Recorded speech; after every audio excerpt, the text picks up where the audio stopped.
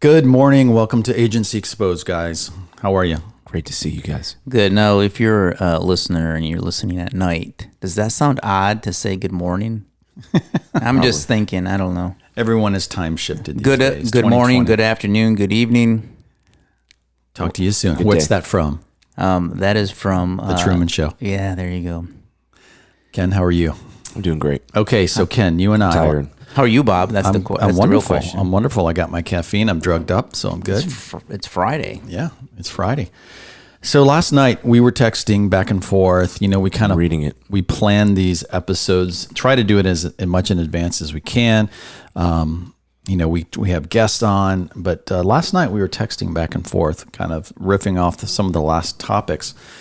And Ken says to me, "What's been the most annoying part of your week?"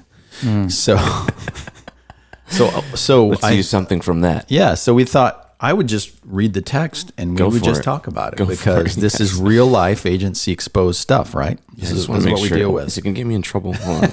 Okay. All right, good. You're good. All right, it's the first one. Okay. And then Wait, I'll tell you. want a drum roll? I also responded what my annoying thing was. Drum but roll? Brad doesn't get annoyed. He didn't. He didn't respond to Oh, our trust me, I was saving it all up until this morning.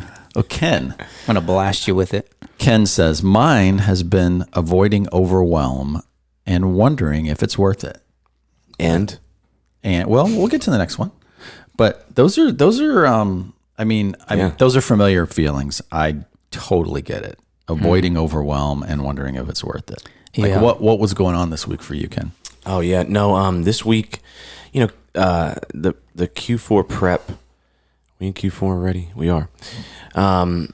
Yeah, the kind of Q4 for us is really busy, and Q4 prep for us is actually a big one. So it kind of starts, I don't know, August or so. But man, this week has just been actually the last few weeks. But this week, we're doing additional things. So actually, I'm doing a course for people, and our course is if you've done a course, it's a lot of work.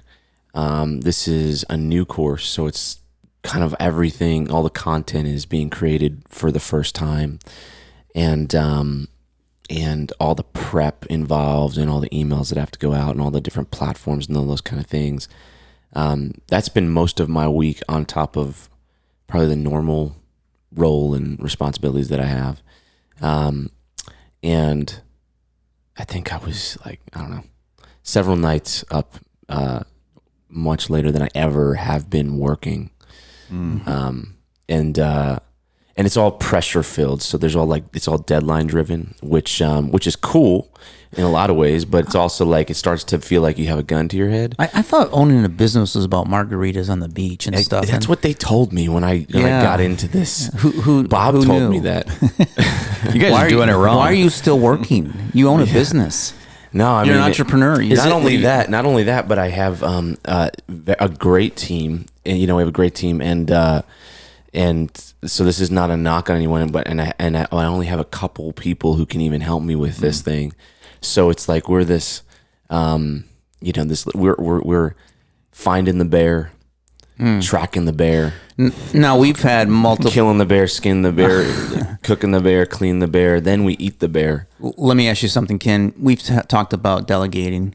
Are these things that you can only do, or are these things that you're just Absolutely helping out not. and you're just Absolutely, you not. got your shovel and you're just helping the team? Not helping, No, this is a good discussion. So my philosophy lately has been, when there's a new kind of endeavor.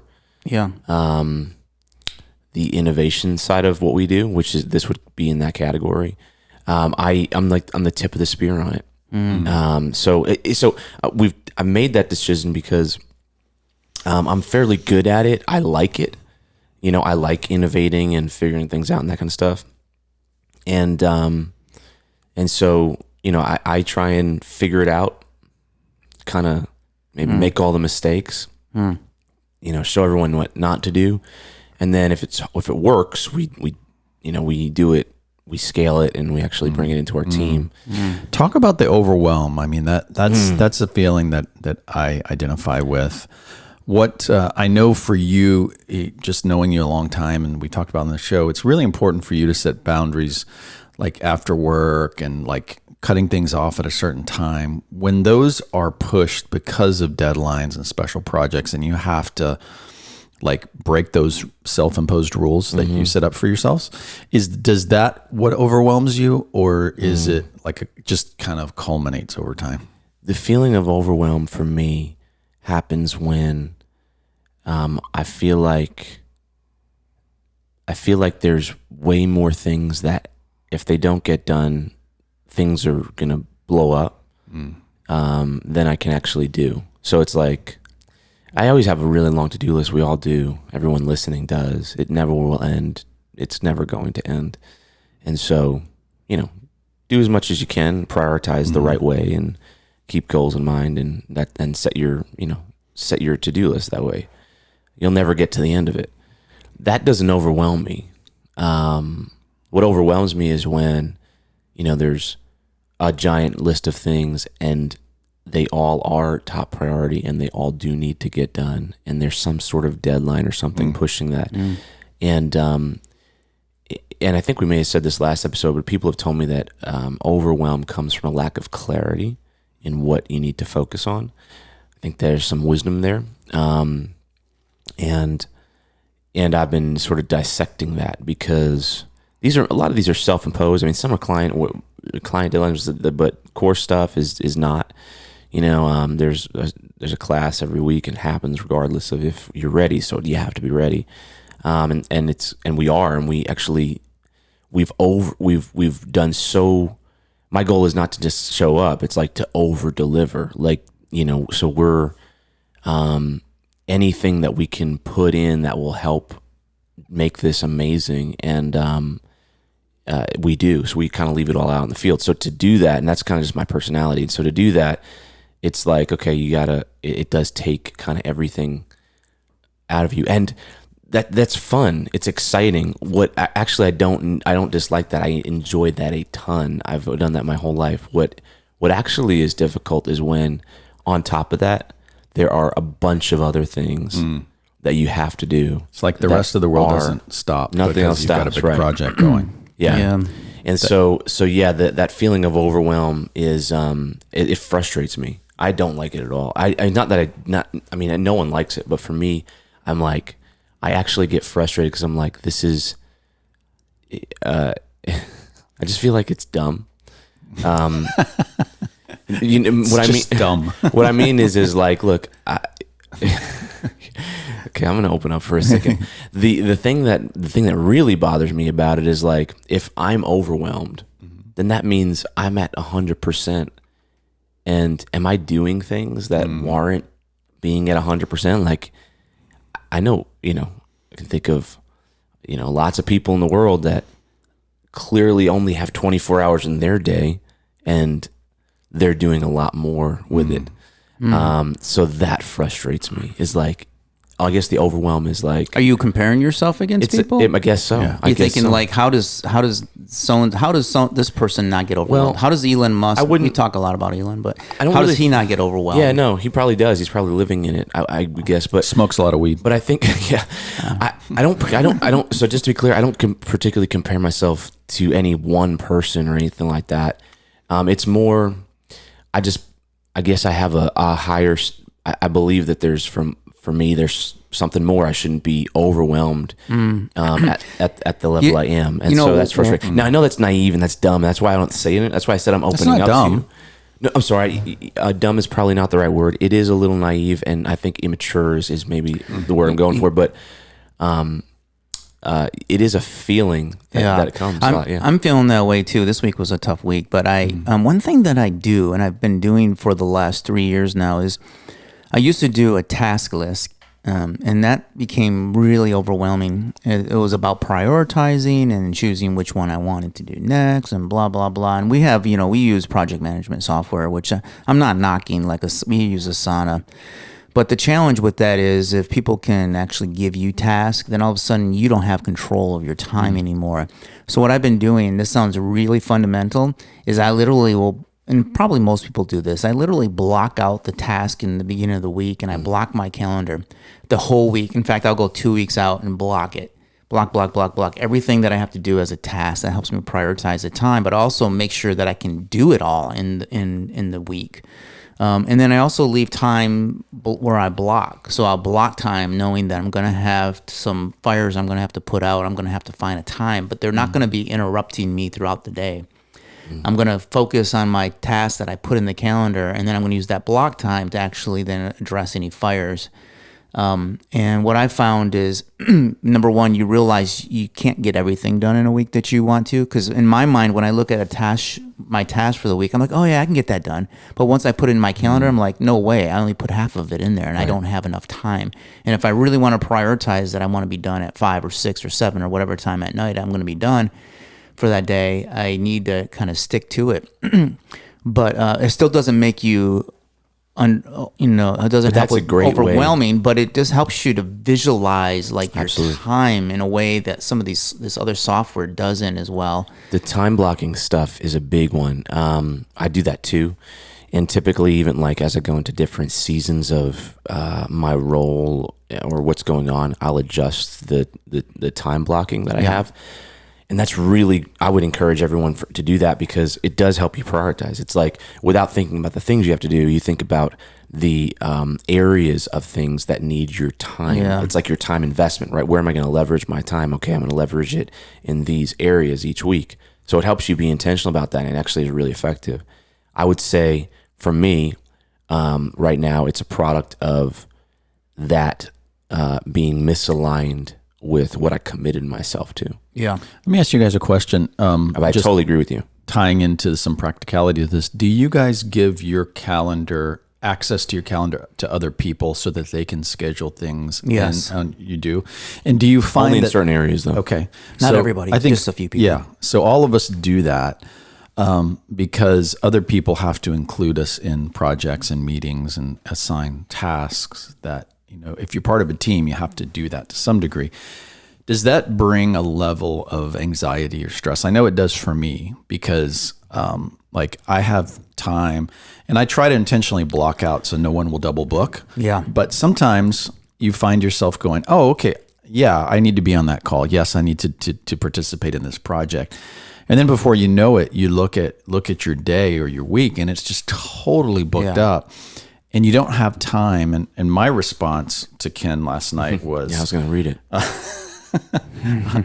Mine is making time in between Zoom meetings to actually get work done. Yeah, that's a challenge, right? It is a challenge, because I think what has happened this past 6 months because of COVID is we're all like, oh, we can be more efficient. We can work from home. Let's just do a Zoom call. Many times Zoom calls are created where in-person meetings would have not been created. Yes. I think. Which in many ways it's quick, it's easy, you can see the person, but that may have been a meeting that could have been taken care of, in an email string, scheduling one in-person meeting instead of 2 or 3 Zoom calls to get to the point. So all of that to say, I find myself spending my days on Zoom meetings and having a little time for execution and downtime and decompression, and trying to, like, if I'm on a Zoom call for an hour, to get my mind in creative space to say, okay, now I got to do this. All right, I'm there. Psst, time for another Zoom call. Yeah. That a thing that I've been doing, and if we have clients listening, I don't do it to you at all, but I've literally been cutting my meetings. Like if I have an hour set and our meeting on a Zoom call is going further than that, I just say, guys, I have to go, and I just leave the meeting. And trust me, I don't miss anything, because most of the stuff that we talked about that was important was the first hour, unless we had a strict agenda. But I find that even your clients sometimes can just kind of suck up your day, and you got to get stuff done. I'm like, I can either be working for you and helping get your projects done, or we can be sitting there talking about the same thing for an hour and a half. Yeah, there's this thing I've heard. It was a task will take as much time as you allow it. Yeah, and I see that happen with meetings. I see that happen with executing a task. I see that happen with money. Yeah. Well, I mean, if you think about it, like how much time of the day, and again, I'm an Enneagram 5, and so my deficit in my mind is always time and money. Like I don't feel like I'm going to have enough time. But if you look at the Zoom calls, like the first 10 minutes is, hey, how you doing? How's it going? Waiting for somebody else to show up, and oh, I'm sorry, I'm late. And I'm like, okay, we just burnt 15 minutes talking about nothing, talking about the weather. Really, the weather. How's the weather in LA? How's the weather in New York? How's the weather here or there? And like, the reality is that we could be getting something done in that 15 minutes. You know what I'm saying? But anyways, I think it's also looking at your time and saying, okay, where can I just cut bait? Yeah, that's and if good. you start cutting bait, you feel kind of like, initially you start feeling like, oh man, is that rude to do that or something? But the reality is you never miss anything. In fact, you're better for it because then you can move along. And I don't think it's rude. I think it actually communicates, as long as you're doing it out of legitimate reasons and you're not being a jerk, it kind of communicates boundaries implicitly. Absolutely. Going back to your about people having access or employees having access to your calendar, that is one thing that makes me anxious a little bit. That's why I go out 2 weeks and I block. Because if I don't block, then all of a sudden I got calendar invites to at times. I'm like, oh shoot, I was trying to save that time, or I needed more time after that meeting to get my notes wrapped up or something. So I just go through and block. And if I have a problem, you're going to run into issues. You just work it out. And I often get a client that wants a meeting out impromptu a day before. I'm like, okay, let's see what I can move around. So I'm flexible, but I'm not. But I prioritize for sure. Yeah, I think it's important to get into the habit. The practical takeaway is to, at the beginning of each week, and like you said, even 2 weeks out, just to go through every single day and just block out and put whatever way you want to block out time, whether you know what you're going to do that day or not. Yeah. Just make sure you block it so that you can have free access to it first. Because what I have found, people will take it. And it's a positive thing from their perspective. They're like, okay, let me see Bob's calendar. Okay, let's schedule this meeting here. And that can happen just like that, right? And so you've got to get ahead of that game and make sure that you prioritize your own time to do whatever it is you need to do. Exactly. You know what I've done, and I would take that a step further, is just create an ideal week and put it in your calendar. Oh, I like that. So like we started doing this as a team like maybe 2 years ago, but really like saying, okay, what are the top 3 things I need to do each week? Like those things that I need to invest my time into.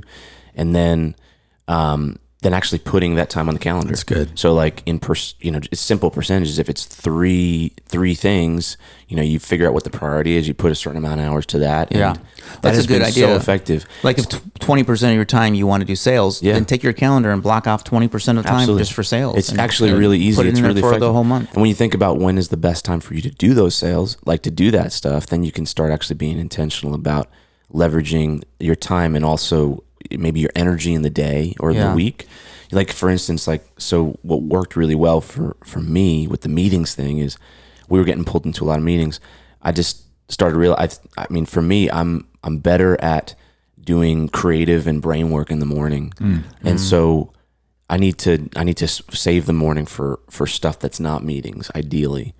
And so I do meetings only in the afternoon, and typically it's like 2 to 4, like 2 hours a day. I'll be open for a meeting, and I put that in the calendar, and that's when people book things. So if they see something open there, they can book it, but they don't book outside of that. Another thing, a tool is like using a calendar tool like Calendly, where you can actually offer people the ability to make their own meetings with you, but just offer it in the time slots that you want them to. I think another important thing too, Ken, you touched on this briefly, but is to schedule not only work and productivity, but also hobbies, working out, schedule all that in so that you can train your own mind to say, this takes priority in my life this year, this week over everything else. And really try to make that as important an appointment that pops up on your calendar as a meeting with the top client is. Yeah. Well, I think you should look at your life as a whole, not just the work segment, and if you look at it as just your life and putting the right things in priority and allocating the right time for stuff, then I think you have a more balanced approach to all that, or at least you have the chance to create that. I think a lot of people they separate work and life a lot of ways, and the truth is not that separate. But especially when they're scheduling, and so it's like, okay, I'm going to do these meetings here and this, but like you're not really considering your entire life. And I think if you look at it in that perspective, you actually become, you become more effective at what you're doing. Yeah, I mean, you have to, like for me, working out, exercising, that's a big part of my life. It's actually how I can perform on the work side, and so I've identified that a long time ago, and just in the last couple of years, I actually started scheduling it into my day. I've always had it scheduled, but I've always been like, maybe I'm a little embarrassed to put on my calendar because someone will be like, you're really working out today. Like, I mean, there's so much work to do and you're going to go to the gym. And then I was like, you know what? Screw that. Like it is important. It's why I can perform in some capacity in some of the things I do. And so, I was listening. Well, let me back up. That's such a great point. I'm glad you brought that up. We should probably do a whole podcast on it. It's like if you look at artists in the sense of like music artists and actors and all these other things, like that aspect is so important for their performance long term. Mm-hmm. I was listening to an interview with Lenny Kravitz lately on NPR, and they were talking like, if you saw him in Men's Magazine recently, his workout routine on the island that he's been living on for 6 months. That's awesome. It's like the dude is 56 years old and like looks like he's 20, just amazingly ripped. His point, he said, was in this interview, they said, hey, you stay in good shape. He's like, I see that as my role, my job as a music artist. I plan on doing this for 40 more years. I'm just getting started, right? And he said, one of my heroes and good friends is Mick Jagger. He's like, if you see Mick Jagger in his mid 70s, like prancing around stage, just as much energy, still hitting it hard. He's like, the secret is Mick decided a long time ago what he's going to put in his body, what he's not going to put in his body, how he's going to work out, how much sleep he's going to get. And so you see this longevity of people like that. And yet somehow we don't apply that same kind of thing to our lives, how we perform, how the longevity, how sharp we think, the products, the creativity we put out. There's no way that you can perform at top level without prioritizing your health. It's funny because it's not only your health, I think it's also your mental space. And so even if you're not physically working out, doing something different allows you to do your job better. I read something about Warren Buffett, how he used to play he still does, plays a lot of bridge, but it's playing the bridge that allows him to let his mind somehow think in a different way, that when he does, now he goes back to work and he's able to he thinks better decisions and stuff because somehow it unravels his mind. So, I think that's a myth that I definitely had, is that if you want to work hard, you got to literally be there working hard all the time. Like you put 12 hours. You know what that's called? That's called burnout. That's called the stupid tax. Yeah, I like that. Yeah, trust me, I've got to quit. I've heard people refer to those things like that. I made quite a few. I thought the lottery was that. Yeah, that's probably. I think there's a lot. The stupid tax. There are a lot of stupid taxes. Usually, Yeah, but if you've been look at people like Steve Jobs. Steve was known to go take a lot of walks, and he would just go walk. Yeah, but think about how naive it is, right? Like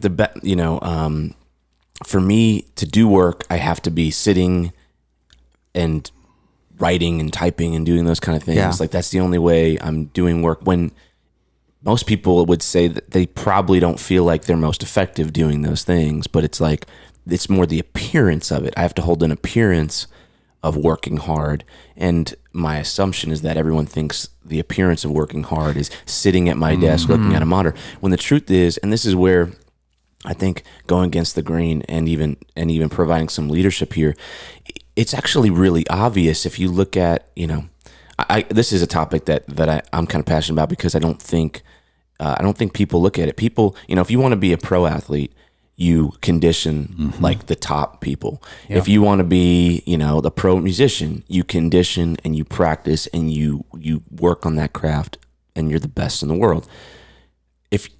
Why if you want to be a great business leader or best in your field, or entrepreneur or something like that, why don't you have to condition as hard as anyone else in any other field? I think we have this false assumption that you look at an athlete, you look at a person on a stage, you look at an actor, and we all go, we naturally think they're dependent on their bodies to look good, to perform good, to have like endurance, to be athletic, whatever it may be. And we divorce our brains and our creativity and our performance from our bodies. And so then we go, well, I just sit behind a computer. I don't need my body. I don't need my, I'm not an athlete. Well, it's no different. Your body, your brain, your chemicals, your sleep, your rest, they're all connected. It doesn't matter what you're doing. Totally. And not only that, but if you're a great musician, you play scales all day long. You practice that craft. And then I find in business, there'll be someone who does something and they're like, yeah, I want to be the best of this. But they're not practicing, and there's no exercising involved. So it's all those things combined. I would just say, like, I think that it's really important to consider, if you want to be the best at something, you've got to condition like the people that are the best at things. And I do think that includes physical. And once you look at it that way, it's like, okay, maybe I should schedule in some of those things that make that, whether that's exercising, whether that's downtime, whether that's time to just practice your craft and get better at it. Yeah. This challenges me a bit, because I feel like I know that's important for me, but do I actually create a business with my employees that's also can be important to them, so that if an employee needs to go for an hour and a half in the afternoon to go exercise or go take a walk or do something that is not sitting behind their computer looking at the screen, do I feel like that person is being productive? Do I really feel like they're actually going to work better because they're able to have more flexibility in that area, so that they can recharge, get exercise, other things like? And I think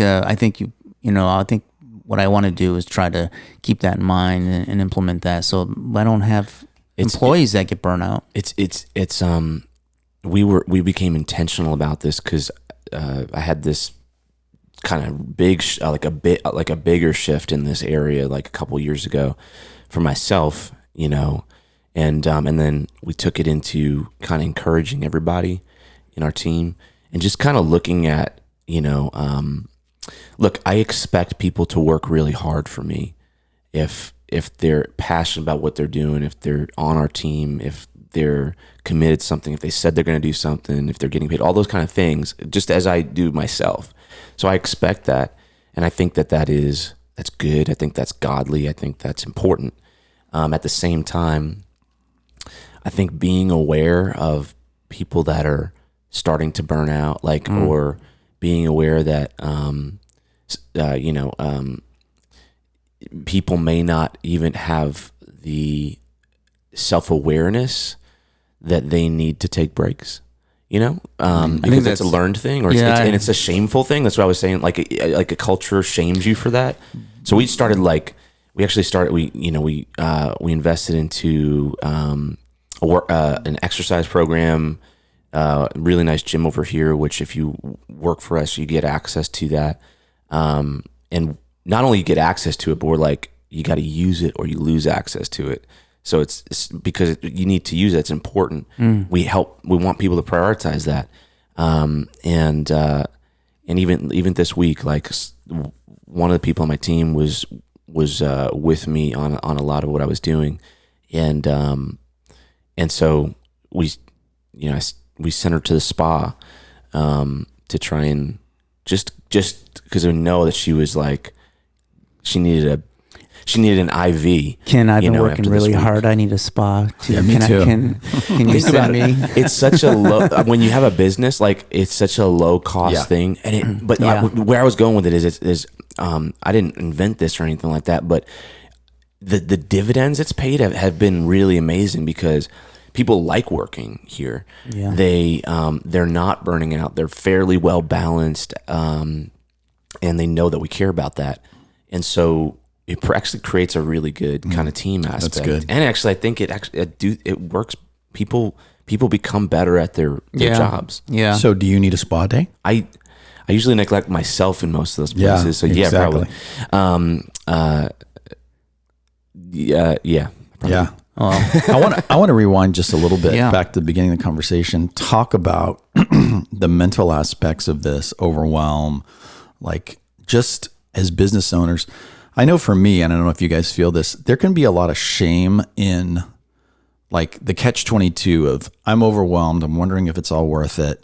I'm stressed out. And then you feel shame for being stressed out. Like I shouldn't be stressed out. I'm supposed to have like all these things we've talked about the last half hour in place. I have my schedule and I'm not being a good manager. I look at Elon Musk and look how much he gets done. He's never overwhelmed. Like, how do we deal with that? Because I think that shame can be debilitating too. Yeah. It becomes a heavy weight that we're like, oh, I'm such a loser, or you gotta be kind with yourself. That's part of the taking good care of yourself, physically, working out and emotionally, psychologically. You guys struggle with that?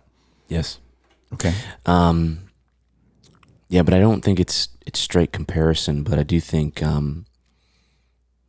like I've been saying, I heard someone, a couple years ago say that, the thing that drives them every day is chasing their possible potential.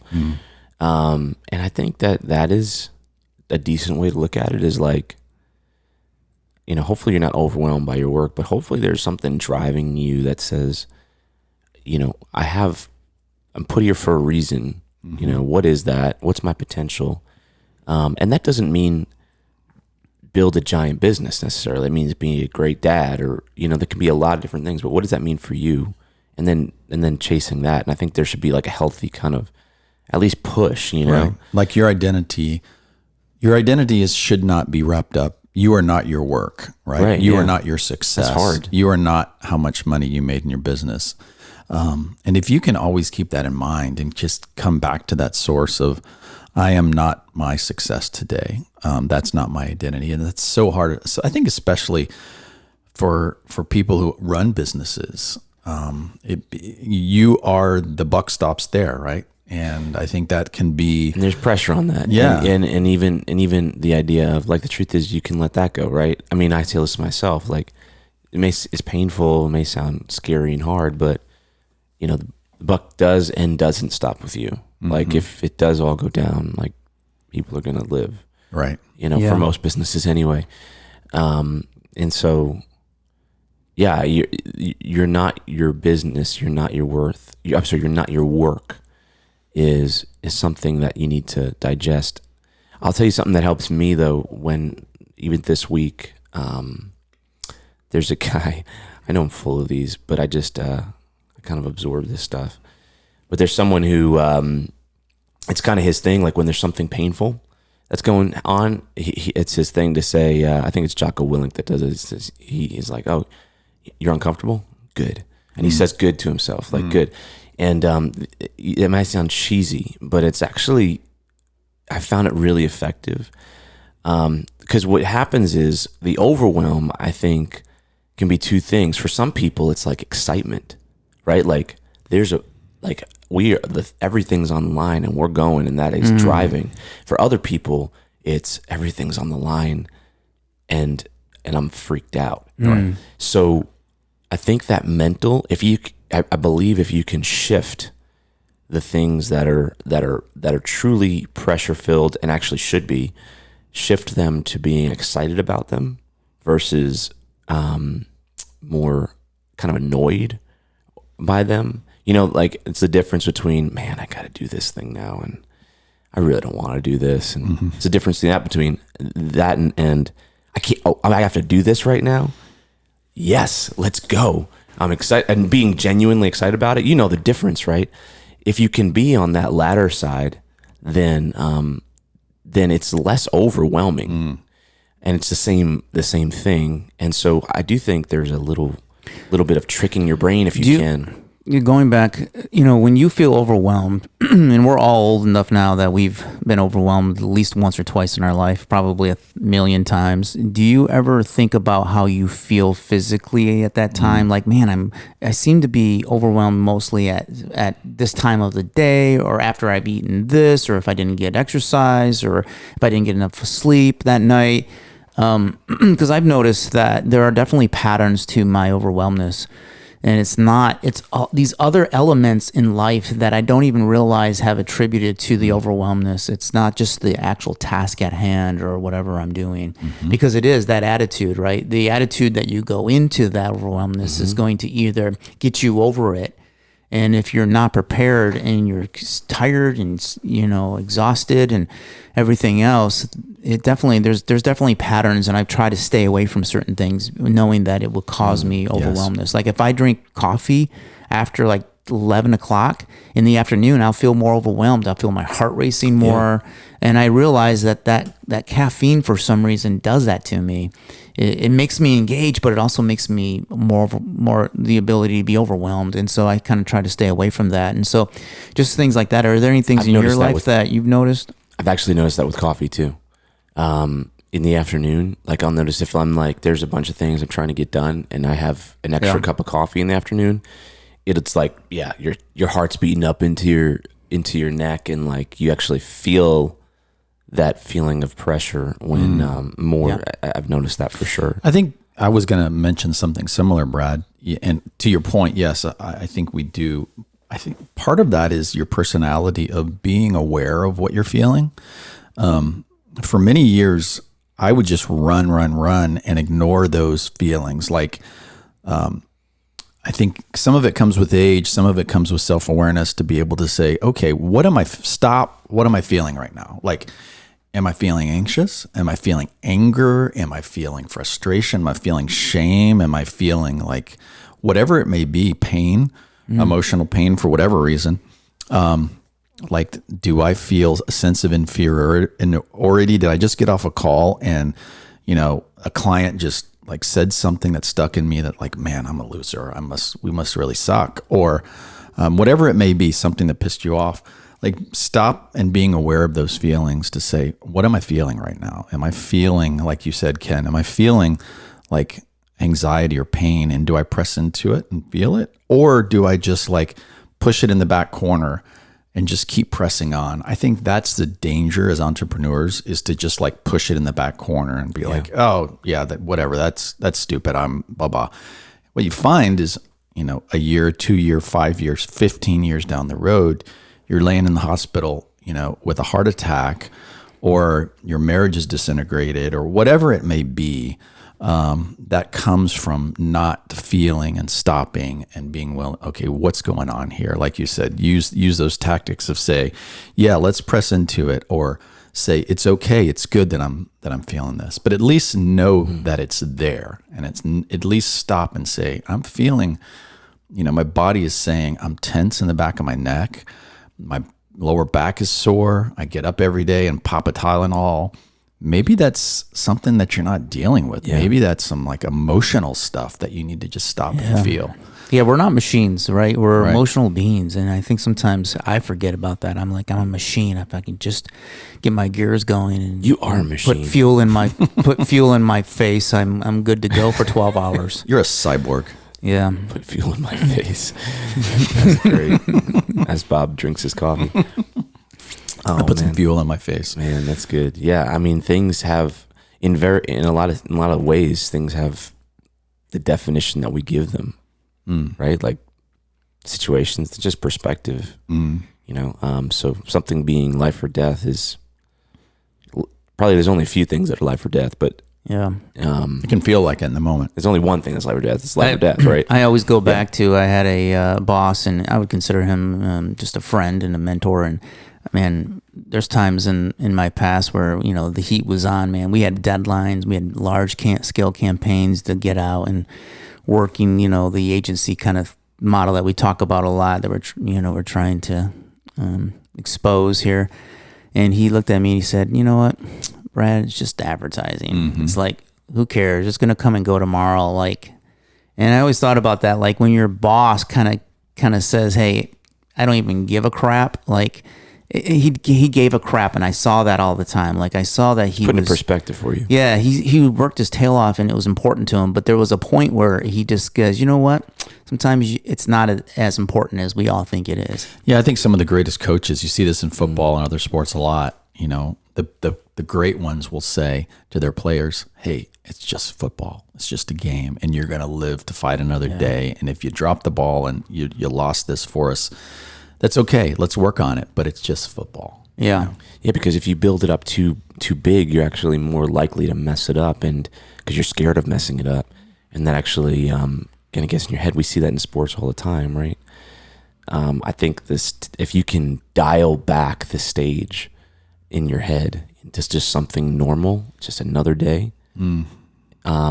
You'll probably be more effective at Another it. day in paradise. It's another day in lovely paradise. Yeah. Hey, going back to the calendar thing, if your employees do have access to your calendar and they can actually see what's on your calendar, you need to put things in there. Like when you block out time, don't put like just block. Put like margarita time. Yeah. And so they think that, right? Just mess with their mind a little bit.